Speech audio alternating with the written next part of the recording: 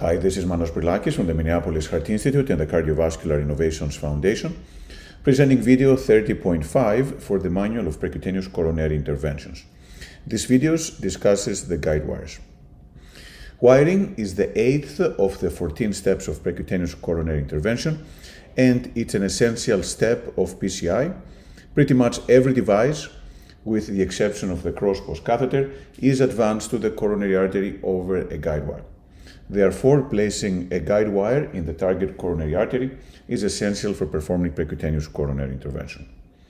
There are several videos that have described how to perform wiring in a step-by-step fashion. This video is going to focus mainly on the technical properties and the classification of the various guide wires. Starting with the tip of the wire, a key characteristic of the wires is the so-called tip load, which is the force it takes, usually expressed in grams, to bend the tip of the wire. The softer the wire, which typically starts from less than 1 gram and goes up to 20 or more grams, the softer the wire, then the less likely it is to cause dissections or perforations or other complications. Another key property of the distal tip is the tapering. Tapered guide wires are most commonly used in CTO interventions. Coating is another key feature of the guide wire. Some guide wires do not have a coating or have a hydrophobic silicone coating. Many have a hydrophilic coating that makes them more slippery. And some have a polymer jacket, which is a thick polymer that makes the guide wire very lubricious and easier to advance through tortuosity. The polymer jackets are actually a significant category of guide wires. And the third component is the core of the wire that has to do with the thickness, the material, and the taper. The thicker the core, that means the wire has more body and provides more support for equipment delivery. There are different materials for wires, for example, stainless steel, but also nitinol. And then guide wires that have a tapered core may be less likely to prolapse compared with guide wires that have a more abrupt taper. However, the properties are more abstract, and it may be best to have a classification on guide wires which is more functional. And this is one such classification that I personally find useful, which classifies wire in 7 categories according to function, starting with workhorse wires, polymer-jacketed wires, stiff tip guide wires, extra support guide wires, atherectomy, externalization, and pressure wires. And in the next few slides, we will discuss each category and where it is commonly used. So starting first with the workhorse guide wires. And these are the wires that are used in the vast majority, I would say 80 to 90% of percutaneous coronary interventions. The key characteristic of those wires is, first of all, that they have a soft tip, usually 1 gram or less. And second, they have either no coating or a hydrophilic coating. So they don't have a polymer jacket, so they're not as lubricious, as likely to cause complications. There are different subcategories of these wires. There are some workhorse wires that are made of nitinol, such as the BMW, Universal, and the Minamo, the Turntrack, Versaturn, and Run-Through. Some others are stainless steel. Some have a composite core, such as the Sion and the Sion Blue and the Suo O3 guide wires. Some have a dual coil construction, such as the Samurai RC, and some others are more traditional, such as the high torque floppy. So there are many different types of workhorse guide wire. Having said that, there are some differences. It is important for every operator to have a preferred wire that he or she are very familiar with how to use it, and use it consistently in the majority of cases. And those wires are listed in detail into the book. A special case of a wire that is not really a workhorse, but may behave in many ways like one, is the Suo O3 guide wire. The Suo O3, as the name implies, is a 0.3 gram tip guide wire, which means it's a very, very soft tip guide wire that has a hydrophilic coating. And it is designed specifically to advance through tortuosity and through very tortuous collaterals. So this is the guide wire of choice for wiring through epicardial and also increasingly through septal collaterals in CTO intervention.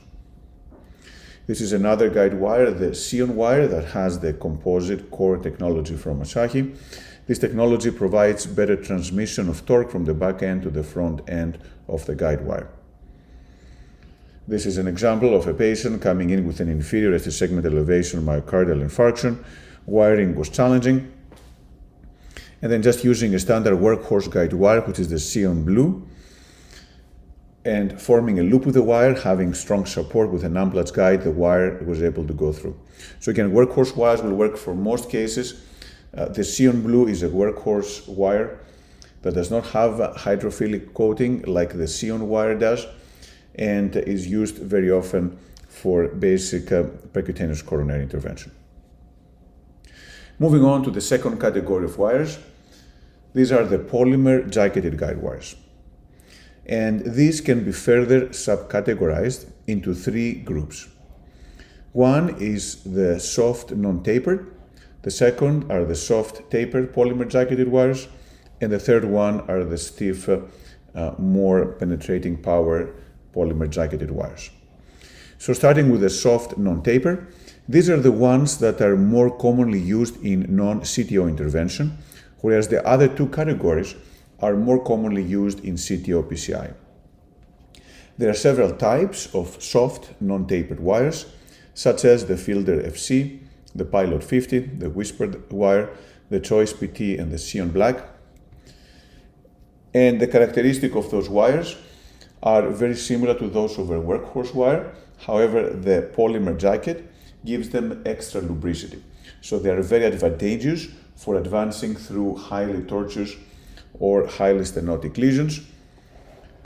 This, at the same time, the risk of perforation is not as high as with the stiffer tip guide wires. This is an example of such a wire, the Xeon Black. This has the composite core technology as well as the polymer jacket, and is used very commonly for going through tortuosity, going through side branches in bifurcation stenting, and going through collaterals in the retrograde approach of CTO PCI. The second category are the soft tapered polymer jacketed wires. The Fielder XT is the prototype of these wires. There are also the XTA, XTR, the Fighter, and the Bandit wires. And these are quite often the first choice of guide wire for undergrade wiring. These are some examples, the Fielder XTA and XTR. They also have the composite core technology. They have a taper to 0.010, and the XTA is 1 gram, the XTR is 0.6 grams. The XTA, as the name implies, undergrade, is designed for undergrade wiring. The XTR is for wiring through collaterals. This is another wire, the Fighter wire, similar characteristics. It tapers down to 0.009, and it is a soft wire, 1.5 grams, that can be used for undergrade wiring. And this is another version, the Bandit, 0.8 grams, tapers down to 0.008 inch. The third category of polymer jacketed guide wires are those who have a stiffer tip. And these wires are the Pilot 200, PT2, the Mongo, and the Gladius, as well as the Raider guide wire. The Pilot wire is one of the most commonly used. The Pilot 200 has a 4.1 gram tip and has also a gradual taper, which minimizes prolapse of the wire when wiring through angulation. This is an example. We're trying to wire the LAD, and the wire is trying to prolapse into the circumflex. However, it does not, and with slow manipulations and slow rotation and advancement, eventually the Pilot 200 finds its way into the LAD. This is another similar wire. This is the Gladius wire and the Gladius Mongo. These are stiffer polymer jacketed guide wires. The Gladius Mongo has the extra characteristic that it can form a tight knuckle when pushed into the subintimal space for undergrade or retrograde dissection and reentry. As a result, the knuckle is smaller and there's less subintimal hematoma formation that might make reentry more challenging. This is another wire, stiff polymer jacket, the Raider, with a 4 gram tip load. Moving on to the next category of guide wires, these are the stiff tip guide wires. And those are further subclassified into those moderately stiff and those who are truly stiff and highly penetrating. The moderately stiff guide wires include the Gaia family, the Judo family, and the Ultimate Bros family. This is an example of the Gaia wires, composite core technology, first, second, and third, 1.7, 3.5, and 4.5 grams. These are often wires that are used if a tapered polymer jacket guide wire does not cross into CTO PCI. In general, all these wires are used for CTO percutaneous coronary intervention in most cases. This is an example of a Gaia second, which has excellent transmission of torque from the back end to the front end, going into the middle AT in a patient with acute myocardial infarction. Similar concept for the Judo guide wires, 1, 3, and 6 grams. The Ultimate Bros does not have a distal taper, and it's a 3-gram wire. And the Gaia Next, which is a newer wire that recently became available in the United States, has an extra technology called the extrand coil, which essentially means that the outer part of the wire has this coil that is made of 7 other wires that are themselves made from other smaller wires, and that provides excellent transmission of torque and resistance of the guide wire to fracture and injury. 3 versions, 2, 4, and 6 grams, and they're also tapered tip. The very stiff tip guide wires are the Confianza Pro 12, the Hornet 14, Astato 20. These are the most commonly used, and they are very similar to the less stiff tip guide wires, such as the Gaias, but they have more penetrating power. As the name implies, the Confianza has 12 grams, the Confianza Pro 12, the Hornet has 14-gram tip, the Astato 20 has 20-gram tip. So very penetrating wires. However, they should be used with high caution, especially if there's tortuosity, because they are also more likely to cause a perforation. This is the construction of the Hornet guide wire. This is the construction of the Astato 20 guide wire. The guide wires in CTO intervention should always be used through a microcatheter, which supports the wire and at the same time exponentially increases the penetrating power.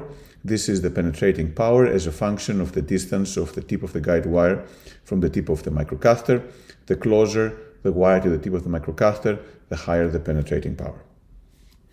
This is a common undergrade wiring algorithm that starts with a tapered polymer-jacketed guide wire, and then if the course of the vessel is well understood, it goes to a Gaia second, or maybe Gaia Next now, or if not, it goes to a Pilot 200 or Gladius or similar stiffer polymer-jacketed wire. But for heavily calcified resistant proximal caps or distal caps, then typically the Confianza Pro 12 or the Hornet 14 are being used. Moving on to the fourth category, which are the support wires, and these are wires that facilitate equipment delivery. They have a stiff supportive body. There are several categories like the BHW, the Extra Sport, All-Star, Ironman, Grand Slam, Mailman, and a special case of this wire is the so-called wiggle wire that has a unique construction with bends close to the distal tip. And what those bends do is they can help the equipment to avoid calcium or previous stent struts and as a result facilitate delivery. Those stiff guide wires can also be used for exchanging guide catheters while leaving the guide wire in place. This is an example of a highly complex right coronary lesion that was successfully wired. Then the wire was changed for an Ironman 300 long guide wire, and then over this wire the existing guide catheter was removed, and then all the way out from the body, and then a new guide catheter was inserted over this stiff 0.014 inch guide wire. This is an example of how to insert the new guide catheter over this 0.14 guide wire. Again, this is a nice trick for engaging and wiring complex coronary arteries. Sometimes the guides do not allow adequate manipulation. One can use a diagnostic catheter that has a thicker wall and is more torqueable, engage the coronary, advance the 300 centimeter long wire, and then over this wire advance the needed guide catheter all the way to the ostium of the coronary artery. Now, these were the main wires used for equipment delivery.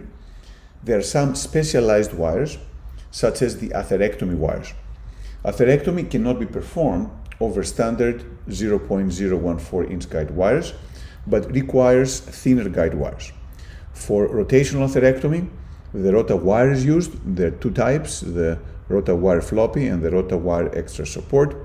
These are 0.009 wires, however, the tip is 0.014. So one should be very careful to not get close to the tip, the radio-opaque tip of the wire with the burr, because that might result in fracture and loss of the distal part of the guide wire.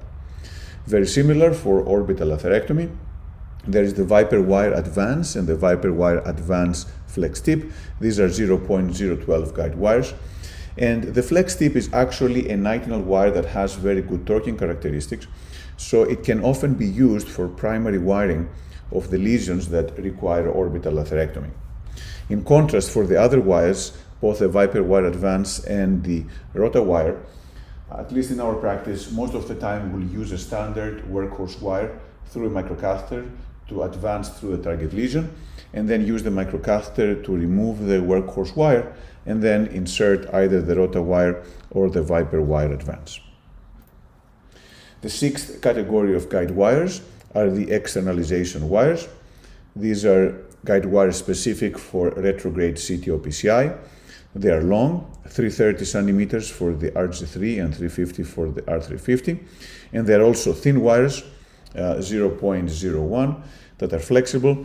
And those wires are used for externalization after retrograde crossing of a lesion. And finally, we have the pressure wires, and there's also a pressure microcatheter. There are different versions from different manufacturers. And those wires can be used for physiologic lesion assessment. There are multiple cycles, multiple indices that can be used to determine the functional significance of a lesion, both before and after percutaneous coronary intervention. Here is a simplified selection algorithm for various guide wires. As mentioned before, Workhorse are used in the majority of lesions. For the tortuosity, sometimes Workhorse wires, especially those with a hydrophilic coating, for example the Sion, can be used. Otherwise, the non-tapered, soft, polymer-jacketed wires, such as the Sion Black, the Whisper, the Fielder FC are commonly used, or the SUO3. For CTO undergrade, as we mentioned, we usually start with a soft, polymer-jacketed, tapered wire, and then if that doesn't work, we go to an intermediate stiffness wire such as the Gaia, or a stiffer polymer-jacketed wire like the Pilot. For crossing collaterals in retrograde approach, the Sion is commonly used for septals, the SUO3 is the go-to for epicardials. The Sion Black is also often used for tortuous collaterals, as is the Fielder FC. For calcified lesions and hard to penetrate proximal caps in CTO, the stiff penetrating wires like the Pro 12, Hornet 14, and Astato 20 are being used. When we had difficulty delivering, using a support wire such as the Grand Slam or the Ironman or the Mailman or the Wiggle wire can facilitate delivery. And finally, when atherectomy is needed, then the guide wires specific for the form of atherectomy, rota wire for rotational, and Viper wire for orbital atherectomy is used.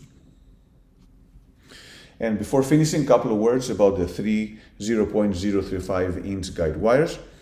These are peripheral wires that are used for inserting the sheath and delivering the guide catheter from the access point to the ostium of the coronary artery.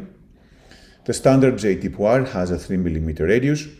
There are some non-jacketed soft 035 wires, such as the Benson, the Woolley, and the Stork. There are polymer-jacketed wires, very similar to the coronary but thicker, such as the Guidewire Advantage with a stiffer body, and the Baby J with a 1.5 mm radius, specific for radial access. And finally, there are support wires, again, very similar concept with the coronary support wires. Such peripheral wires are the Amplatz Super Stiff, the Supracore, and the Landrequist. This is an example of iliac tortuosity, in which a soft tip woolly wire is used to advance the tortuosity in an atraumatic way without causing peripheral injury. Alternatively, a glide wire could have been used for such tortuous iliac arteries. So to summarize, there are 7 categories of coronary guide wires: Workhorse, polymer-jacketed, stiff, support, atherectomy, externalization, and pressure wire. In the vast majority of cases, a Workhorse wire will work. For tortuosity, a polymer-jacketed wire will often be useful.